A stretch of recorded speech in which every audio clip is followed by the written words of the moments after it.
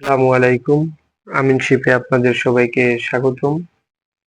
আজকে দেখাবো জমি কাহাকে বলে, উহা কত প্রকার ও কি কি।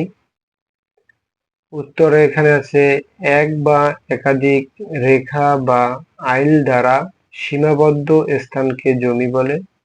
এক বা একাধিক রেখা বা আইল দ্বারা সীমাবদ্ধ স্থানকে জমি বলে।